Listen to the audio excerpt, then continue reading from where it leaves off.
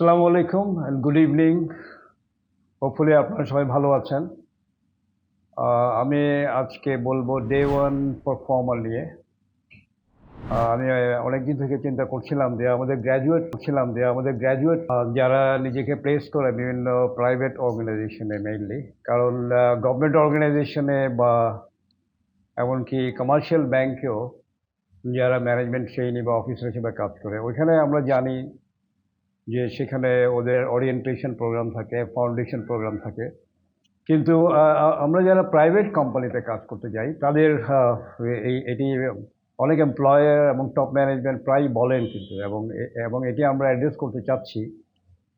কারণ এইসব জায়গায় আপনাকে আপনার যোগ্যতার ভিত্তিতে আপনাকে অ্যাপয়েন্টমেন্ট দেওয়ার পরেও কিন্তু আপনাকে বলা হচ্ছে যে আপনি ডে ওয়ান পারফর্মার হতে পারছি না আমরা, আপনি ডে ওয়ান পারফর্মার হচ্ছেন না। তো এখন প্রশ্ন হচ্ছে ওনারা ডে ওয়ান পারফর্মার বলতে আসলে কি বলতে চাচ্ছেন, সেটা তো আমাকে বুঝতে হবে। যে আমাকে যে অভিযোগের জায়গাটা, যে আমাকে অভিযোগ বা কমপ্লেন করা হচ্ছে যে গ্র্যাজুয়েট যাদেরকে অ্যাপয়েন্টমেন্ট দেওয়া হচ্ছে বিভিন্ন কোম্পানিতে, প্রাইভেট এন্টারপ্রাইজ স্পেশালি, এখানে ডে ওয়ান পারফর্মার হতে পারছি না আমরা। আমাদেরকে তো অবশ্যই কম্পিটিটিভ এক্সামের মাধ্যমে অ্যাপয়েন্টমেন্ট দেওয়া হচ্ছে এবং যোগ্যতার ভিত্তিতে অ্যাপয়েন্টমেন্ট দেওয়া হচ্ছে, তারপরেও আমাদেরকে এই অভিযোগটা কেন আসছে?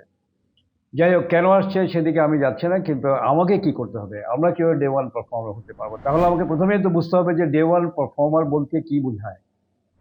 আসলে এখানে কোনো আমি লিটারেচার থেকে ডেফিনেশন দিব না, কিন্তু এখানে কোম্পানিগুলো, ম্যানেজমেন্টে যারা আছেন এবং এমপ্লয়াররা যেটা বলতে চান যে ডে ওয়ান পারফর্মার, তা এটা হচ্ছে ওনাদের এক্সপেকটেশনের একটা জায়গা আর কি। এটা আমাকে বুঝতে হবে যে ওনারা বলতে চাচ্ছেন যে ডে ওয়ান পারফর্মার মানে হচ্ছে যাদের কোনো অ্যাপয়েন্টমেন্ট দিচ্ছেন তারা অবশ্যই যার যার যোগ্যতা অনুযায়ী যে পদে তাদেরকে অ্যাপয়েন্টমেন্ট দেওয়া হচ্ছে সেখানে কিন্তু ওনারা ডে ওয়ান পারফর্মার হতে পারছেন না।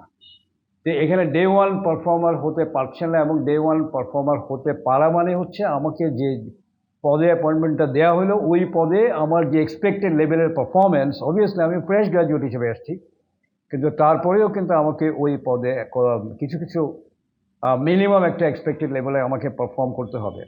এটা শুরু হতে পারে যে অফিসের যে ডেকোরাম, অফিসের যে কালচার, অফিসের যেসব নর্মস, ভ্যালিউস, অর্থাৎ আমাকে প্রথম থেকেই যে অফিসে আমি কাজ করব সেখানে আমি যে টিমে যার আন্ডারে আমি কাজ করব তাকে আমি মিনিমাম যে রেসপন্সিবিলিটি সেটা আমাকে পারফর্ম করতে হবে। এবং এটা যদি আমি পারফর্ম করতে না পারি, এটা হতো যেমন ইঞ্জিনিয়ারিং গ্র্যাজুয়েট তাদের বেলায় এই প্রশ্নটা আসবে না। যারা প্রফেশনাল গ্র্যাজুয়েট অর্থাৎ ডাক্তার, ইঞ্জিনিয়ার, এগ্রিকালচার সায়েন্স, এইসব জায়গা থেকে যারা এসছেন, কারণ ওরা প্রথম দিন থেকে কিছু না কিছু পারফর্ম করতে পারবেন। কিন্তু যারা বিজনেস গ্র্যাজুয়েট বা জেনারেল গ্র্যাজুয়েট, তাদের ব্যাপারে এই অভিযোগটা অনেক বেশি করে করা হচ্ছে। ইঞ্জিনিয়ারিং গ্র্যাজুয়েট বা ডাক্তার বা অন্যদের ক্ষেত্রে যে ফ্রেশ যারা আসছেন তাদের ক্ষেত্রে যে এটা অভিযোগ আসছে না একেবারে তা না, তাদের ক্ষেত্রে তাদের এমপ্লয়াররা তাদের মতো করেই কিছু করছেন। এখন জেনারেল গ্র্যাজুয়েটদের ক্ষেত্রে এই অভিযোগ যদি আসে ডে ওয়ান পারফর্মার আমরা হতে পারছি না, সেই ক্ষেত্রে আমার কি করা আছে? তাহলে আমি ক্লিয়ার করলাম যে ডে ওয়ান পারফর্মার বলতে ওনারা কি বলছেন সেটা আমরা তো ক্লিয়ার করলাম। এখন আমার দিক থেকে কি করতে হবে? আমি যদি ডে ওয়ান পারফর্মার হতে চাই তাহলে আপনাকে কি করতে হবে, আমাকে কি করতে হবে? সেক্ষেত্রে আমাদেরকে যেটা করতে হবে যে প্রথম থেকে আমাকে কয়েকটা স্কিল, আমরা যে সার্ভে থেকে আমরা দেখেছি, আমরা ধরেন over last couple of years আমরা সার্ভে করেছি, এবং আমরা সেই সার্ভে যদি আমরা হিউম্যান রিসোর্স ম্যানেজার থেকে সেই সার্ভে নাও করি, তাও কিন্তু জেনারেলি আমরা যেটা জানি ওনার মেজরিটি অফ দেম তারা বলছেন যে এই স্কিলগুলো শর্টেজ আছে। তাহলে ওইসব স্কিলের জায়গায় আমার মধ্যে কোনো শর্টেজ থাকতে পারবে না। নাম্বার ওয়ান হতে পারে যে কমিউনিকেশন স্কিল। কমিউনিকেশন স্কিলের জায়গায় আমাদেরকে কোনোভাবেই সেখানে কম্প্রোমাইজ করা যাবে না। এবং কমিউনিকেশন স্কিলটা কেন ইম্পর্টেন্ট? এই কমিউনিকেশন স্কিল নট নেসেসারি যে আমি বাংলা বা ইংরেজিতে কথা বলতে পারছি না সেটি না, কেবলই আমাকে স্পেসিফিক পারফর্ম করতে হবে। কারণ আমি যে পদেই আমি কাজ করতে যাই না কেন সেখানে কিন্তু আমাকে অবশ্যই ওই পদের জন্য যে মিনিমাম, এখানে প্রাইভেট এন্টারপ্রাইজে কিন্তু ইংরেজি কমিউনিকেশন স্কিল, আমি ইংরেজিতে যে কোনো ডকুমেন্ট সেটা রিড করে আমি সেটার ক্লিয়ারলি আমি সেখানে আমাকে কি মিন করছে সেটা আমি বলতে পারি কিনা। আমাকে কোনো ডকুমেন্টস দেওয়া হলে সেখান থেকে আমি সামারি করে আমাকে যেটা প্রেজেন্ট করতে বলা হচ্ছে সেটা আমি করতে পারি।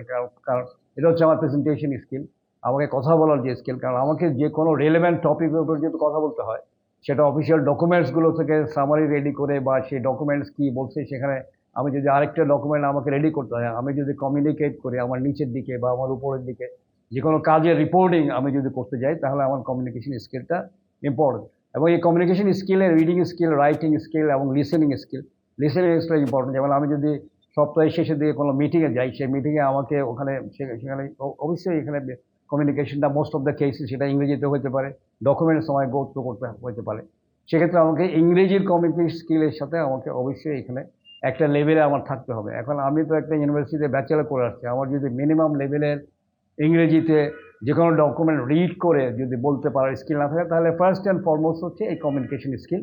সেটা যে কোনো রিপোর্টিং করতে গিয়ে যে কোনো ডকুমেন্ট রেডি করতে সেটা ইংরেজিতে আমি কারেক্ট ইংলিশ করতে হবে। কারণ আমি এখানে আমার স্কুলে বা কলেজে ইউনিভার্সিটিতে হয়তো আমি ভুল করার সুযোগ ছিল, সেই ভুল করতে গিয়ে আমি হয়তো কিছু মার্কস কম পাচ্ছি, কিন্তু এখানে অফিসে কোনো কমিউনিকেশন স্কিলে আমি কিন্তু ভুল করার কোনো সুযোগ পাই। সেখানে যদি আমার কোনো ডেফিসিয়েন্সি থাকে, কমিউনিকেশন স্কিলে আমাকে একটা লেভেলে ইংলিশ প্রফিসিয়েন্সি হওয়ার জন্য আমাকে কিন্তু ইমপ্রুভ করতে হবে। তাহলে রিডিং, রাইটিং এবং স্পিকিংয়ের ক্ষেত্রে, এবং স্পিকিংয়ে এখানে মেজরিটি কেসে কোনো মিটিংয়ে যদি আমি এন্ড অফ দ্য উইক বা এন্ড অফ দ্য মান্থ কোনো যদি রেগুলার মিটিং থাকে, সেখানে যদি আমাকে কোনো কিছু বলতে বলা হয় বা আমাকে রিপোর্ট করতে বলা হয়, সেটা যদি ভার্বালি বলতে হয়, তখন আমাকে কিন্তু টু দি পয়েন্ট স্পেসিফিক ইস্যুতে কথা বলতে, ইরেলেভেন্ট কোনো কথা বলার সুযোগ নেই, এবং যাই আমাকে প্রশ্ন করা হলো সেটাই আমাকে বলতে হবে। আবার আমি যদি কারোর কাছে যদি কোনো কিছু জানতে চাই, তাকে যত অল্প সময়ের মধ্যে আমাকে কিন্তু ব্রিফলি, এক্স্যাক্টলি টু দি পয়েন্টে কথা বলতে হবে। এইটাই হচ্ছে আমি কথা বলতে পারা ইংরেজিতে। এই স্কিলটাকে আমাকে ইমপ্রুভ করতে হবে। সেটা এই 4টা লেভেলে আমাকে listening, speaking, writing and so on. এখানে communication skill first and for, কারণ মেজরিটি এমপ্লয়াররা বলছেন যে গ্র্যাজুয়েটরা ওরা পারফর্ম করতে পারে না, মানে তাদের যে এক্সপেক্টেড লেভেলের কমিউনিকেশন স্কিলটা কিন্তু তাদের মধ্যে নেই। এই জায়গাটা কিন্তু আমাদেরকে আপনাকে ইমপ্রুভ করতে হবে, এবং সেটা যেভাবেই হোক আমি জয়েন করার আগে এবং এর পরে, আমি জয়েন করার সময় থেকে প্রতিদিন আমি সেটা ইমপ্রুভ করার সুযোগ থাকে। এবং সেকেন্ড থিং হচ্ছে আমার টেকনিক্যাল স্কিল মানে হচ্ছে আমি যে কাজটা আসলে করতে যাচ্ছি, টেকনিক্যাল স্কিল নট নেসেসারিলি কোনো মেশিন রিলেটেড কোনো স্কিল না, কিন্তু টেকনিক্যাল স্কিল মানে হচ্ছে আমাকে যে কাজের জন্য অ্যাপয়েন্টমেন্ট দেওয়া হলো, সেটা একটা ব্যাক অফিসের সুপারভাইজার হতে পারে, প্রোডাকশন ডিপার্টমেন্টে আমার একজন ফ্রেশ গ্র্যাজুয়েট হিসাবে আমি ট্রেনিং অফিসার হতে পারি, বা কোনো স্টোরেজে হতে পারে, ডিস্ট্রিবিউশনে হতে পারে, ফ্রন্ট অফিসে কোনো ক্লায়েন্ট, কাস্টমার বা আদার কোনো আউটসাইড স্টেক হোল্ডার ডিলিং হতে পারে। তাহলে ফ্রন্ট অফিসে, ব্যাক অফিসে যে পজিশনে আমি কাজ করি না কেন, ওই কাজের জন্য মিনিমাম যে যোগ্যতা, ওই কাজ, ওই মেশিনের উপর কাজ করার জন্য, কোনো ডেস্কে অ্যানালিটিক্যাল কাজ করার জন্য, বা কোনো সেলসম্যানশিপে যে কোনো ক্লায়েন্ট ওই প্রোডাক্ট স্পেসিফিকেশন ডিটেইলিং করার জন্য, বা প্রোডাক্ট সেলিংয়ের যে টেকনিক্স। এখন আমি তো এই টেকনিক্যাল স্কিলটা করতে গেলে, এই টেকনিক্যাল স্কিলটা কিন্তু আমাদের যে ফর্মাল এডুকেশন, আমি যে ডিগ্রি প্রোগ্রাম অ্যাটেন্ড করলাম, সেখান থেকে কিন্তু এই টেকনিক্যাল স্কিলটা আসে। অর্থাৎ আমি আমার নলেজ থেকে যে আমি যে কোনো পজিশনে ও রিকোয়ারমেন্টস অনুযায়ী আমি যদি রিলেট করতে পারি, আমি যদি ডিসক্রাইব করতে পারি, এক্সপ্লেন করতে পারি, এটাই হচ্ছে আমার প্রফেশনাল রিলেটেড টেকনিক্যাল স্কিল যেটা বলা হচ্ছে। এই টেকনিক্যাল স্কিলে কিন্তু আমাকে সাফিসিয়েন্ট লেভেলে থাকতে হবে। সেক্ষেত্রে আমি বলবো, আমার একটা পরামর্শ থাকবে যে পজিশনে আমাকে অ্যাপয়েন্টমেন্ট দেওয়া হলে সেই পজিশনে অবশ্যই মোস্ট অফ দ্য কেসেস, অথবা কিছু কেসে থাকবে না, জব ডেসক্রিপশন থাকবে। সেই জব ডেসক্রিপশনে 1, 2, 3 থেকে কিছু টার্ম, সেটা অফিসিয়াল টার্মে, সেটা প্রফেশনাল টার্মে লেখা থাকবে যে আমার ডিউটিস অ্যান্ড রেসপন্সিবিলিটি নাম্বার 1 আমার কী হবে, 2, 3, 4 সো অন। এই টার্মিনোলজিতে যদি কোনো আমি ক্লিয়ার না থাকে, আমি আমার নিজের মতো করে প্রত্যেকটা জব ডেসক্রিপশন, প্রত্যেকটা আইটেম আমি ক্লিয়ার করে আমাকে কী কাজ করতে হবে, ডিউটিস অ্যান্ড রেসপন্সিবিলিটি, সেটা আমি যদি আমার জানা থাকে, ওই প্রতিষ্ঠানের যদি সুযোগ থাকে, তাদের সাথে আমি কথা বলবো, এবং সেখানে কথা বলে আমি যদি কোনো সিনিয়র বা এক্সপেরিয়েন্স কাউকে যদি ওই ইন্ডাস্ট্রিতে, সেই ইন্ডাস্ট্রিতে কমন ফার্মাসিউটিক্যাল হতে পারে, বা সেটা কোনো রিটেল চেইন হতে পারে, সেটা কোনো ম্যানুফ্যাকচারিং, আমার জানা মতো স্টিল, সিমেন্ট, সেটা যেটাই হোক, যে কোনো ম্যানুফ্যাকচারিং হতে পারে, অথবা যে কোনো অ্যাডমিনিস্ট্রেটিভ পজিশনে অ্যাকাউন্টসের হতে পারে, যে পজিশনেই হোক, ওই পজিশনের ডিউটিস রেসপন্সিবিলিটি অনুযায়ী কিন্তু আমাকে প্রত্যেকটা আইটেম আমাকে নিজেকে ক্লিয়ার করে নিতে হবে, কারোর সাথে কথা বলে সেটা ক্লিয়ার করতে হবে, অথবা আমি কোনো লিটারেচার থেকে গো থ্রু করে ওই অর্গানাইজেশনের ওই পজিশনে কী কী ডিউটিস রেসপন্সিবিলিটি, জব ডেসক্রিপশন, সেটা সার্চ করে আমাকে জানতে হবে। অ্যাকর্ডিংলি আমাকে নিজেকে প্রিপেয়ার করতে হবে। টেকনিক্যাল স্কিলের জায়গায় মিনিমাম পারফরমেন্স করার জন্য একটা যোগ্যতা আমাকে আগে থেকে তৈরি থাকতে হবে। এরপরে আমি যখন অফিসে জয়েন করবো প্রথম দিন থেকে, আমি সবচেয়ে বেশি যেটা আমাকে করতে হবে, অবজার্ভ করতে হবে আমার টিমে যারা আছে তাদের কাছে অন দ্য জব। আমি গ্র্যাজুয়ালি ডে 1 থেকে আমি আস্তে আস্তে ফলোয়িং ডেজ আমি শিখতে পারবো, কিন্তু প্রথম দিন থেকে আমাকে বেশি লিসেন করতে হবে, অবজার্ভ করতে হবে, এবং আমাকে নোটস রাখতে হবে। যে কোনো সময়, যেখানে আমি যা কাজ করছি, যে ইন্টারাকশন হচ্ছে, আমি একটা নোটবুক রাখবো, এবং অফিসে পরে এসে বাড়িতে এসে আমি সেটা গো থ্রু করবো, সেখানে আমার কি ল্যাপস হলো, আমি কি পারলাম না, সেটা আমি নিজেকে ইভ্যালুয়েট করতে হবে। এভাবে কিন্তু আমি আস্তে আস্তে আমার কনফিডেন্স বাড়বে। আমার যদি নলেজ লেভেল থাকে তাহলে কিন্তু আমার কনফিডেন্স অবশ্যই বাড়বে। আমার নলেজ লেভেল থেকে আমার টেকনিক্যাল স্কিলে আবার কনভার্ট করতে পারবো, এবং আমি সেটা আমার নলেজ লেভেলটা আমি বা আমার নলেজ দিয়ে রিলেট করতে পারবো। আস্তে আস্তে আমি গ্র্যাজুয়ালি এই টেকনিক্যাল স্কিলের জায়গায় আমি ইমপ্রুভ করতে পারবো। এবং লাস্ট হচ্ছে ইন্টারপার্সোনাল স্কিল। আমি লোকজনের সাথে কীভাবে ডিল করব, ইন্টারপার্সোনাল স্কিল। আমি সেটা আমার নিজের ইউনিটে, টিমে হতে পারে। সেই টিমে বা ইউনিটে আমি কারোর সাথে নিজে কীভাবে তার আচরণটা কীভাবে করব, ওনার প্রশ্নের উত্তর কীভাবে দিব, ওনার যে কোনো রিকোয়ারমেন্ট আচরণগত সেটা আমি কীভাবে ডিল করব। আমার আন্ডারে 2-3 জন লোক থাকতে পারে, আমার সাথে কো ওয়ার্কার থাকতে পারে, আমার সিনিয়ররা থাকতে পারে।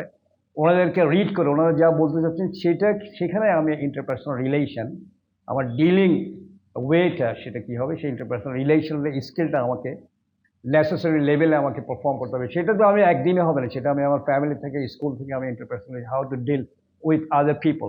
এই 3টে মেজর স্কিলসের জায়গায় যদি আমরা নিজেকে ওইভাবে তৈরি করতে পারি, তাহলে কিন্তু আমরা ডে ওয়ান পারফর্মারের জায়গায় আমরা একটা লেভেলে যেতে পারবো। এবং এখানে হচ্ছে গ্র্যাজুয়ালি, আমি সেটা একদিনে হবে না, সেটা আমি রেগুলার আমি অফিসে কাজ করতে করতে আমার বেসিক কতগুলো জিনিস আমাকে কনফিডেন্সের লেভেল, আমার নলেজ লেভেল থেকে আমি কনফিডেন্ট হতে পারবো। সেটা যদি আমি আমি যদি ডিল করতে পারি, রাইটলি যদি আমি মেশিন বা যে কোনো জায়গায় ইনস্ট্রাকশনগুলো ফলো করতে পারি, তাহলে আমি কিন্তু আমার কনফিডেন্স অনেক বাড়াতে পারবো। এবং এই কমপ্লেইনটা প্রথম থেকে আমার থাকবে না।